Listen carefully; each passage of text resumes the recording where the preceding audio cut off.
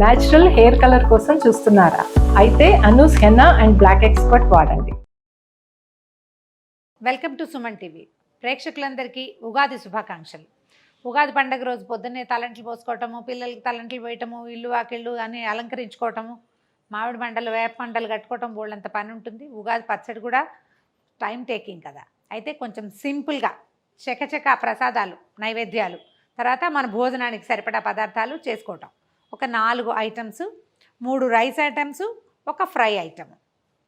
బాగున్నాయి కదా పదార్థాలు. చూడండి, ఒకేసారి అన్నం వండేసేస్తాం. ఈ అన్నంతో కొంత పాయసము, కొంత పులిహోర, కొంత దద్దోజనం, ఒక రైస్ పాటుతో అయిపోతుంది కదా. ఇదొకటి. తర్వాత పప్పుల్ని నానబెట్టుకుని వడల్లాగా వేసుకోవటం. మొదట ఏ పప్పులతోటి మనం వడ వేయదలుచుకున్నామో వాటిని స్నానం చేయగానే నానబెట్టేసేయండి. మనం మిగిలిన పనులు చేసి అన్నం వండి పాయసాలు అవి చేసేసరికల్లా పప్పులు నానిపోతాయి. సో మొదట ఏం చేద్దామంటే 3 పప్పులతోటి వడ చేసుకుందాం. ఎలాగా? 3 కాదండి, 4 పప్పులతోటి. ఈ కొలత సరిపోతుంది. ఒక 1/2 కప్పు కందిపప్పు, 1/2 కప్పు మినపప్పు, ఒక 1/2 కప్పు, 2-3 గింజలు అటు ఇటు పడినా పర్వాలేదు, శనగపప్పు. ఈ 3 పప్పుల్ని నీళ్ళు పోసి కడిగేసేయటం, నానబెట్టేయటం. తర్వాత ఒక 1/2 కప్ కంటే తక్కువగా మన పెసరపప్పు. ఈ పప్పుని ఏం చేద్దామంటే వీటిలో పోయిటలా విడిగా వేరే ఒక చిన్న బౌల్లో పోసి పెడదాం. వీటిని ఏం చేద్దాము, కడిగేసి నానబెట్టేసుకుందాం. మొదట నానబెట్టిన పప్పుల్ని మంచినీళ్ళు పోసి నిండా మునిగేలాగా నీళ్ళు పోసేయండి. నానబెట్టి పక్కన పెట్టుకోండి.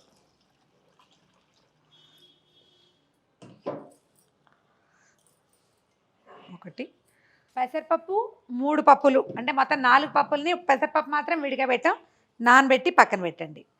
తర్వాత పాయసం కోసం ఓ 10 లేదా 12 బాదం పప్పులు తీసుకోండి. వీటిలల్లో కూడా పొద్దున్నే ఫస్ట్ సెట్లోనే నీళ్ళు పోసి నానబెట్టేసేయండి. ఓకే.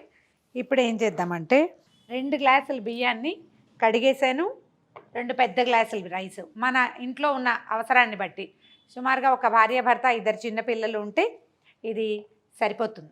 పాయసం, పులిహోర, దద్దోజనం 3టికి కూడా కొంచెం విడిగా అన్నం వండుకొని పప్పు కూర ఎలాగూ చేసుకుంటాం కదా, నైవేద్యాలకు పనిచేస్తుంది, ప్రసాదాలకు సరిపోతుంది అనమాట. 2 గ్లాసులు పెట్టాను, కడిగేసాము. తర్వాత ఇందులో నీళ్ళు పోసి మామూలుగా మనం పులిహోరకి ఏం చేస్తాము, కొంచెం పసుపు నూనె వేసి వండుకునే విధానం ఇది వరకు చూసాం. ఇప్పుడు మనం అట్లా చెయ్యం, ఒట్టిగా అన్నం వండేస్తాం అనమాట. కుక్కర్ పెట్టేస్తే సరిపోతుంది. 1కి 2 గ్లాసులు నీళ్ళు పోసేద్దాము. పోసేయటము, చక్కగా బియ్యం ఒకసారి అటు ఇటు కలిపేసి మూత పెట్టేసేద్దాం. 2 విజిల్స్ రానిస్తే 2 విజిల్స్ తర్వాత స్టవ్ ఆపేసేయండి. తర్వాత నీ కుక్కర్ చల్లారాక పులిహోరలోకి అన్నాన్ని మొదట విడిగా తీసుకుని పళ్ళెంలోకి ఆరబెట్టుకోవాలి.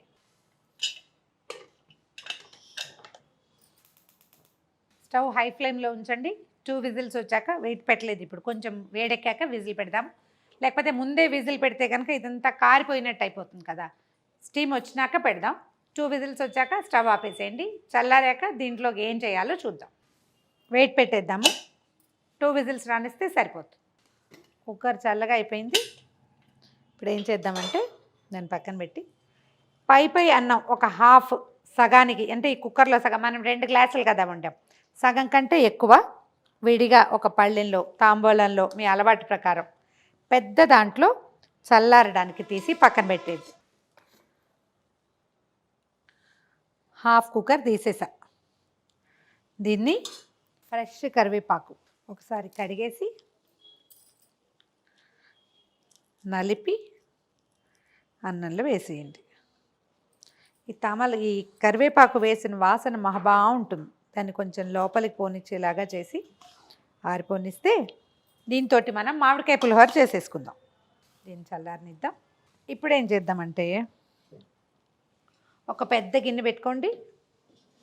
కొంచెం మన పాయసానికి అన్నమాట 1 లీటర్ పాలని కట్ చేసి వేసేయండి. పాలు పోసేయండి. 1/2 లీటర్ పాలతోటి కూడా చేసుకోవచ్చు. ఇది మనం ఆల్రెడీ ఉడికిన అన్నం పాయసంలో ఈ పాలల్లో మళ్ళీ బాగా ఉడికిపోవాలన్నమాట. ఎంత ఉడికితే అంత బాగుంటుంది. అందుకని స్టవ్ వెలిగిద్దాం. ఓకే, దీంట్లోకి మన అన్నంలోంచి పచ్చిపాలల్లో వేయచ్చు, ఏం పర్వాలేదు. మన ప్యాకెట్ పాలే కదా, అవి ఎలాగో ప్యాస్చరైజ్డ్ మిల్కే, ఆల్రెడీ కాగినవే. ఒక 2 పెద్ద గరిటెల రైస్ని పాలల్లో వేసేయండి. ఓ 2 గరిటెల అన్నం వేసేసాం కదా, దీన్ని హై రైస్ మీదే ఉంచండి. పెద్ద స్టవ్ మీద మనం గిన్నె పెద్దది పెట్టాం, ఇది పొంగు వచ్చినప్పుడు మాత్రం ఓసారి కదిపితే సరిపోతుంది. ఈ అన్నం ఈ పాలల్లో బాగా మృదువుగా ఉడికిపోవాలి. ఆల్రెడీ ఉడికిందే, ఇప్పుడు ఏంటంటే పాలు మరిగి అది కొంచెం కోవలాగా అవుతుంది అనమాట. ఎక్సలెంట్ రుచి వస్తుంది. ఈ కుక్కర్ని పక్కన పెడదాం. ఈ ఉన్న మిగిలిన అన్నం చల్లారుతూ ఉంటుంది. ఈ లోపల మనం మామిడికాయ పులిహోరకి తిరగమాత పెట్టుకుందాం. మనది 1 గ్లాస్ రైస్ కదా, ఒక మంచి పుల్లటి మామిడికాయ ఒకటి ముక్కలు తరిగేయండి, చెక్కు తీసి.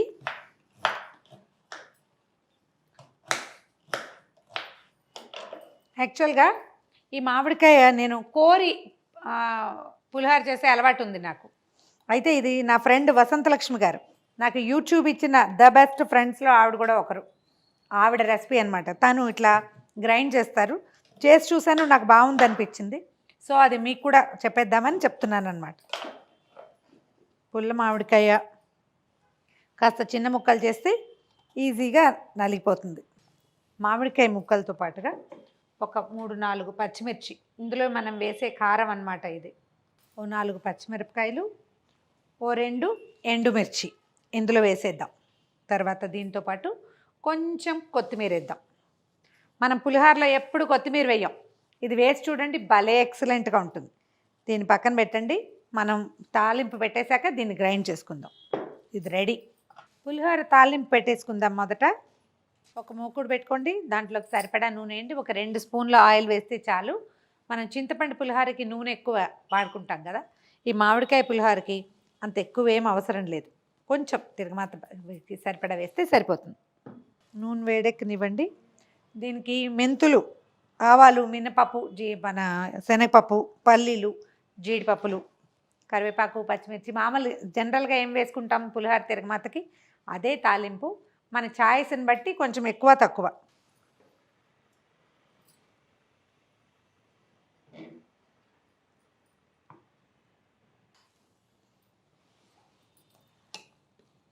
పాలు చూడండి చిక్కబడిపోయినాయి.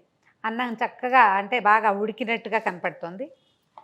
పాలు ఎంత చిక్కగా అయితే ఈ పాయసం అంత బాగుంటుంది. జనరల్గా మనం బెల్లంతో చేసుకుంటాం కదా, దీన్ని వాళ్ళ పంచదారతోటి చేద్దాం.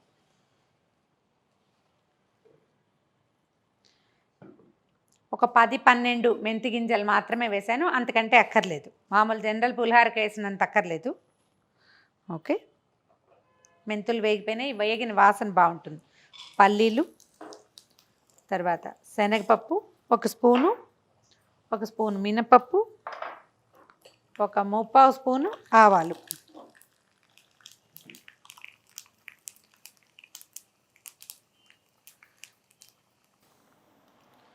మనం ఆల్రెడీ మిర్చి అందులో వేసి గ్రైండ్ చేసాం కదా, ఇది ఊరికే అలంకరణార్థం మాత్రమే 2 పచ్చిమిరపకాయలు తీస్తున్నాను అంతే.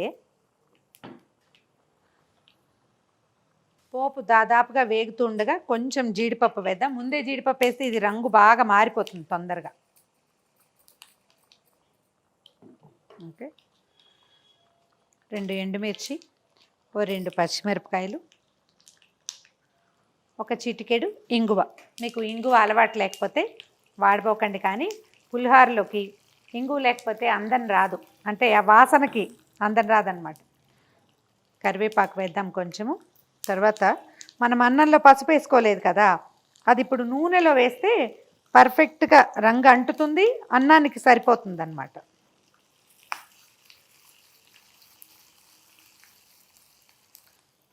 అన్నంలో పోసేద్దాం.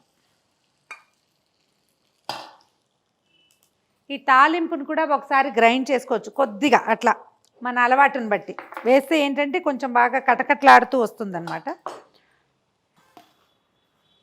అన్నంలో వేసేసాం కదా, ఇప్పుడు ఏం చేద్దామంటే ఇందాక పచ్చి మామిడికాయ, పచ్చిమిర్చి, ఎండుమిర్చి గ్రైండ్ చేసి పెట్టాం కదా, ఇదిగోండి ముద్ద చూడండి ఎంత చక్కగా ఉందో, బ్యూటిఫుల్గా ఉంది.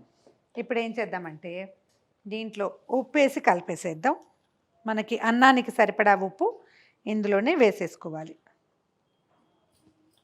ఒకసారి మళ్ళీ తిప్పితే ఇది కలిసిపోతుంది పూర్తిగా.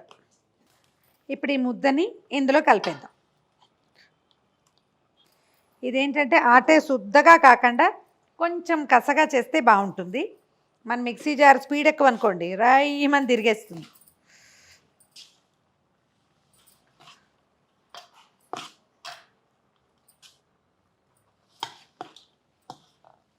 ఒక రవ్వ కలపగానే తడిగా అనిపిస్తుంది, కానీ ఒక 10 నిమిషాలు గాలికి ఆరనిస్తే తడంతా అన్నం పీల్ చేసుకుంటుంది. చూడ్డానికి ఎంత బాగుందో చూడండి. దీంట్లో ఒక చిన్న ఫైనల్ టచ్అప్ ఒకటి చేస్తాం. మనం పోసిన పాలన్నీ ఎగిరిపోయినాయి చూడండి. ఇవాళ కొంచెం క్లమ్జీగానే ఉంటుంది, 3 ఐటమ్స్ ఎట్ ఏ టైం చేస్తున్నాం కాబట్టి. ఇది ఒక కప్పు రైస్ వేసినట్టు కదా మనం, అంటే దాదాపుగా ఒక అర గ్లాస్ పైన వేసాం. ఒక గ్లాసు పంచదార వేసేస్తాను ఇందులో. ఈసారి మనం బెల్లంతో చేయట్లేదని చెప్పా కదా.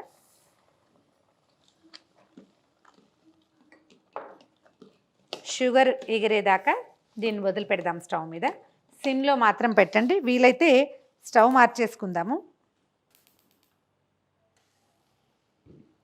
ఓకే, ఇప్పుడు ఇక్కడికి వద్దాం. రైస్లో మనం మామిడికాయ పులిహోరలో ఆవ పెట్టలేదు లాస్ట్ టైం చేసినప్పుడు. ఈసారి మనం ఆవ పెట్టుకుందాము. దీంట్లో వసంతలక్ష్మి గారి రెసిపీ అయితే బెంగాల్ మస్టర్డ్ ఒక బాటిల్ దొరుకుతుంది, ఆ పేస్ట్ కలిపారు ఆవిడ. అది కలుపుతారట, అది బాగుంటుందన్నారు. బట్ నాకు దానికంటే మనమే ఫ్రెష్ ఆవాలు గ్రైండ్ చేసి కలుపుకుంటే చాలా బాగుంటుంది. ఇప్పుడు మనది ఒక పెద్ద గ్లాస్ రైస్ కదా, 1 స్పూనున్నర ఆవాలు సరిపోతాయి. దీన్ని ఏం చేద్దామంటే చక్కగా మిక్సీలో గ్రైండ్ చేసేద్దాం మెత్తటి పొడిగా. గ్రైండ్ చేసిన పచ్చి ఆవపిండిని ఇందులో కలిపేయండి. ఇది మొదట కలిపి పెట్టుకుంటే మన నైవేద్యము మనం భోజనం చేసే టైంకి చక్కగా కలిసిపోతుంది, మంచి గుమగుమలాడే వాసన వస్తుంది. మామూలుగా ఆవ వేసినప్పుడు ఏం చేస్తామంటే పైన కొంచెం 1 స్పూను నూనె వేస్తాం. నూనె వేస్తే బాగా కలుస్తుంది, దాంట్లోంచి వాసన పైకి వస్తుందని. ఇది పచ్చిమామిడికాయ కదా, ఇందులో తడి ఉంది ఆల్రెడీ, అది చక్కగా సెట్ అయిపోతుందండి. ఒకవేళ మీకు ఇంట్రెస్టెడ్గా ఉంటే బెంగాల్ మస్టర్డ్ అని దొరుకుతుంది బాటిల్, అందులో కొంచెం కారం కూడా కలుపుతాడు వాడు. అది తెచ్చుకొని 1 స్పూను పేస్ట్ కలిపి చూడండి, భలే ఎక్సలెంట్గా ఉంటుంది. ఆ డిఫరెంట్ టేస్ట్ని చూపించట్లేదు, ఇది మనం హోమ్ మేడ్ చేయటం కోసం, అంటే దేవుడికి పెడతాం కదా అందుకని. వాసన చాలా బాగా వస్తుంది. ప్రసాదాలు వాసన చూడకూడదని చెప్తారు, వాసన చూడకండి. ఉప్పు సరిపోకపోతే తర్వాత కలుపుకోవచ్చు. ఓకే, పులిహోర రెడీ. ఓకే, ఇప్పుడు పాయసం సంగతి చూద్దాం. ఉడికిపోయింది మెత్తగా. ఈ పాయసము జనరల్ పాయసంలాగా ఎలోయిష్గా కాకుండా కొంచెం తెల్లగా ఉంటుందండి. ఏం చేద్దామంటే దీన్ని దించి పక్కన పెట్టేద్దాం. దీంట్లో కావాల్సిన ఏలక్కాయలు, తర్వాత ఏమో మన జీడిపప్పు అవి వేయించుకోవాలి. దీనికి ఏంటంటే మనం కొంచెము బాదం పప్పుల్ని గ్రైండ్ చేసి ఇందులో కలిపితే చిక్కగా వస్తుంది, రుచి చాలా కొత్తగా ఉంటుంది. పంచదార వేసి మనం ఏదో దీన్ని అంటే ఆరోగ్యకరంగా చేయలేదనే భావన నుంచి ఇందులో బాదం పప్పులు మంచి ప్రోటీన్ కలిపి దాన్ని మనం చక్కగా సర్దేస్తామన్నమాట. స్టవ్ ఆపేద్దాము, మళ్ళీ ఇంకో నిమిషం ఆగి వెలిగించుకుందాం. మొదట మనం బాదం పప్పులు నానబెట్టాం కదా, ఆ నానబెట్టిన బాదం పప్పుల్ని గ్రైండ్ చేసేసాను, అది ఇందులో వేసేస్తాం. కొంచెం నీళ్ళు పోసి గ్రైండ్ చేయండి. దాన్ని ఒక్కసారి తెల్లనిస్తే సరిపోతుంది, ఎక్కువసేపు చేయక్కర్లేదు. మెల్లిగా పాయసం 1 గంటకి చిక్కబడిపోతుంది. మరీ చాలా ఉండిపోయింది అని డౌట్గా ఉంటే 1 డ్రాప్ నీళ్ళు పోయచ్చు, ఏం కాదు. ఇంకొక నిమిషం స్టవ్ మీద ఉంచుతాం పాయసాన్ని, అంతే.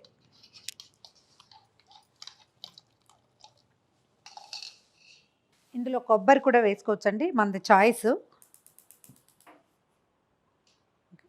పక్క స్టవ్ మీద కొంచెం నెయ్యి పెట్టండి, దాంట్లో కొంచెం జీడిపప్పు కిస్మిస్ వేయించి పాయసంలో వేసేస్తే పాయసం కూడా రెడీ అయిపోతుంది.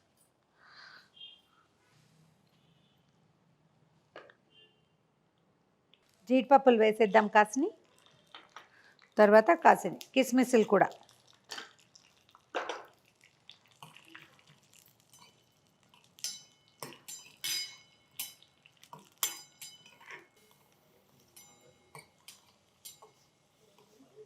కిస్మిస్ జీడిపప్పు దోరగా వేగిపోయినాయి, స్టవ్ ఆపేద్దాము.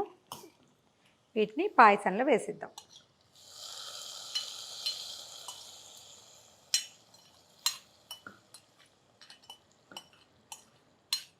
ఓకే,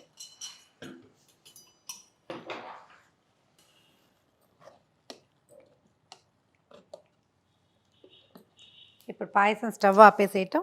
తర్వాత కొంచెం ఏలక్కాయల పొడి వేసేద్దాము. ఒకవేళ మీకు పచ్చకర్పూరం మీ టేస్ట్ కనుక ఉంటే ఒక చిటికెడు వేసుకోండి, బాగుంటుంది. మన ఇష్టం.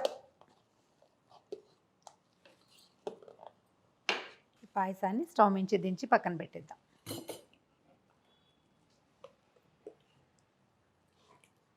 ఓకే, పాయసం పులిహోర చేసేసామా? దద్దోజనం చేద్దాం. పెరుగులో మనకి ఇప్పుడు రైస్ ఎంత మిగిలింది? ఒక పావు గ్లాసు, హాఫ్ గ్లాస్ రైస్ మిగిలింది. 2 గ్లాసుల్లో 1 గ్లాస్ పాయసం చేసి పులిహోర చేసాం, హాఫ్ గ్లాస్ పాయసం చేసాం, ఇంకో హాఫ్ గ్లాసు దద్దోజనాన్ని కట్టిపెట్టాం కదా. చూడండి, ఒక హాఫ్ లీటర్ పెరుగు అయితే ఈ అన్నానికి చాలా బాగుంటుంది. ఒక 1/2 లీటర్ పెరుగులో సరిపడా సాల్ట్ వేయండి, పక్కన పెట్టండి దీన్ని. ఇప్పుడు ఏం చేద్దామంటే మూకుడులో కొంచెం నెయ్యి కానీ నూనె కానీ వేసుకోండి, మీ అలవాటుని బట్టి. నెయ్యి వేసుకుంటే చాలా బాగుంటుంది, నూనె వేసుకున్నా కూడా బాగానే ఉంటుంది, మన ఇష్టం. నూనె కొంచెం వేడెక్కనివ్వండి. జస్ట్ తాలింపు వేసుకోవటమే. దీంట్లో ఏంటంటే కొంచెం కొత్తిమీర, కొంచెం అల్లము వేస్తే రుచి చాలా బాగుంటుంది. ఈ తిరగమాతకి మనం దేవుడి కోసం పెడుతున్నాం కాబట్టి క్యారెట్ లాంటివి వేయబోకండి. కావాలనుకుంటే చాయిస్ తర్వాత వేసుకోవచ్చు. కీరా, క్యారెట్ అవి కూడా వేసుకుని రైస్ లాగా మధ్యాహ్నానికి పెరుగన్నంలాగా చేసుకోవచ్చు. మనం నివేదన కోసం చేస్తున్నాం కాబట్టి ఒట్టిగా తిరగమాత మాత్రం పెడదాం. సింపుల్ తాలింపేనండి. కొంచెం శనగపప్పు. ఈ పప్పులు కూడా చాయిస్, ఒక్కొక్కళ్ళకి ఇష్టం ఉంటుంది, ఒక్కొక్కళ్ళకి ఇష్టం ఉండదు. కొంచెం మినపప్పు, కాసిన్ని ఆవాలు, తర్వాత కొద్దిగా జీలకర్ర వేయండి. ఈ పెరుగు దాంట్లోకి జీలకర్ర వేస్తే బాగుంటుంది. ఎండుమిర్చి, పచ్చిమిర్చి, తర్వాత కరివేపాకు, తర్వాత చిన్న టచ్ అండి, ఏంటో ఇంగు లేకపోతే తోచదు, కొద్దిగా ఇంగు వేస్తాను, చాలా కొంచెం. దీంట్లో ఏం చేస్తానంటే చాలా కొద్దిగా అల్లం ముద్ద వేస్తున్నాను. అంటే మరి మన చాయిస్, అల్లం ముక్కలు వేసుకోవచ్చు, ముద్ద వేసుకోవచ్చు. ముద్ద వేసుకుంటే ఏంటంటే కలిసిపోతుంది, పిల్లలు కనిపెట్టలేరు. స్టవ్ ఆపేద్దాం, దీన్ని ఇందులో కలిపేద్దాం పెరుగులో.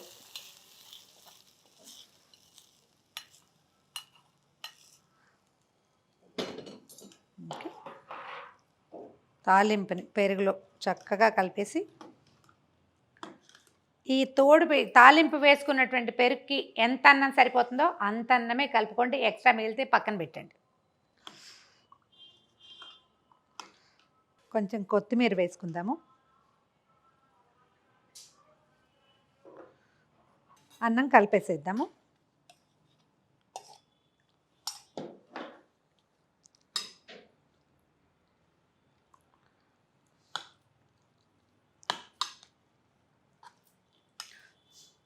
ఇంకా ఎండాకాలం అంతా ముదిరిపోలేదు కదా, పులిసిపోతుందన్న అనుమానం ఏం లేదు.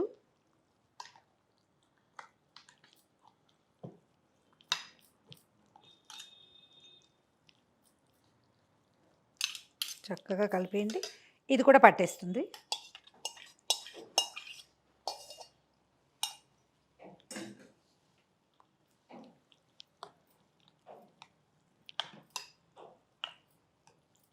మన దద్దోజనం కూడా రెడీ అయిపోయింది.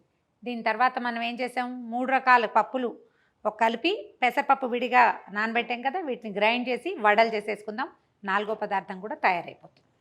పప్పులు 3టిని శుభ్రంగా కడిగేసి నీరంతా వంచేసి మిక్సీలో వేయండి.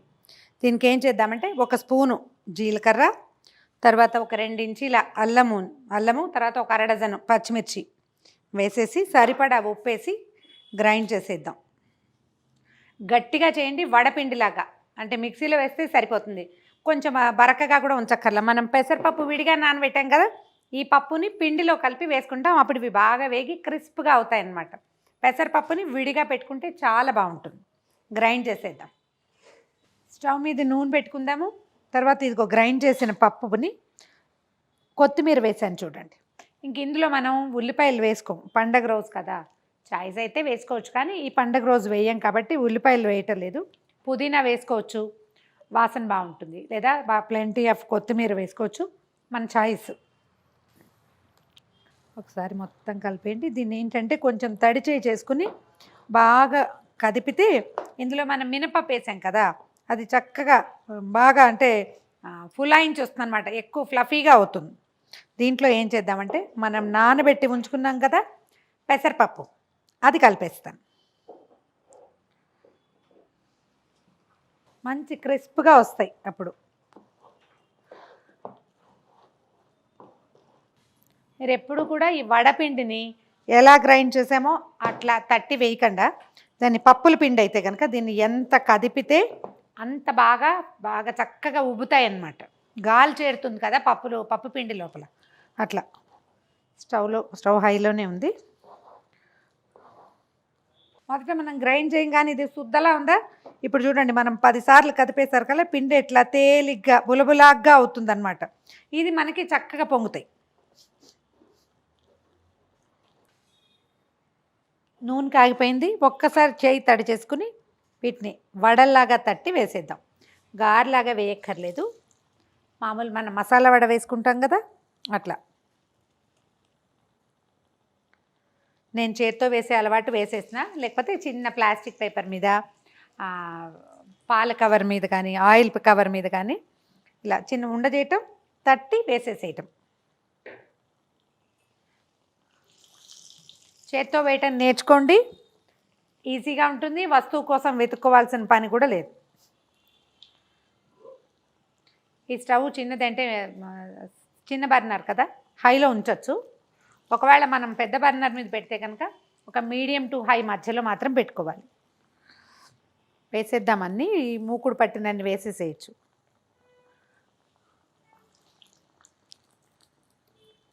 కొద్దిగా వేగాక వెనక్కి తిప్పేసేయండి, రెండో పక్కన కూడా వేగుతుంది. మంచి బ్రౌన్ కలర్ వచ్చేదాకా వేయించి తీసేద్దాము. ఒక చిన్న టిష్యూ పేపర్ మీదకి తీసుకోండి, ఎక్సెస్ ఆయిల్ ఏదైనా ఉంటే అవి లాగేస్తాయి.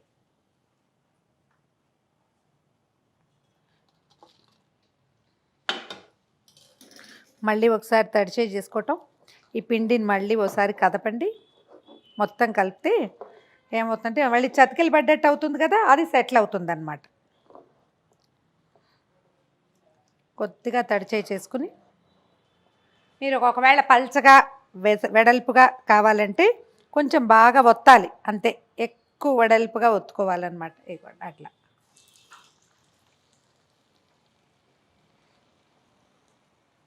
ఆఖరి సెట్ వీటిని తీసేద్దాము వడల్ని. ఇంకా డార్క్గా బ్రౌన్గా కావాలన్నా కూడా వేయించుకోవచ్చు. కొంచెం గలగల శబ్దం వస్తుంది. వేగిన కొందికి బయట వైపున క్రిస్ప్గా ఉంటుంది, లోపల మెత్తగా ఉంటుంది. స్టవ్ ఆపేద్దాము. ఒకటి చూపిస్తాను చూడండి, ఇలా విరిగితే లోపల ఎంత బాగుందో చూడండి. లోపల మెత్తగా ఉంటుంది, పై వైపున ఇట్లా కరకరలాడుతూ ఉంటుంది. ట్రై చేసి చూడండి. మన పండగ 4 ఐటమ్స్ రెడీగా ఉన్నాయి. మన ఉగాది పండగ విశేషపు వంటలు ముగిసినాయి. ఒకే పాటతోటి కుక్కర్తో ఒకసారి అన్నం వండేస్తే ఆ అన్నంతో మనం పాయసం చేసాం, తర్వాత పులిహోర చేసాం, మిగిలిన అన్నంతో దద్దోజనం చేసాం. 3 ఐటమ్స్ అట్ ఏ స్ట్రెచ్. తర్వాత వీటికంటే ముందు నానబెట్టిన పప్పుతోటి మసాలా వడలు చేసుకున్నాము. అంటే దీన్ని మసాలా అని పేరు పెట్టద్దు, 4 పప్పుల వడ అని చేస్తే అమ్మవారి నివేదనకి చాలా బాగుంటుంది. ట్రై చేసి చూడండి.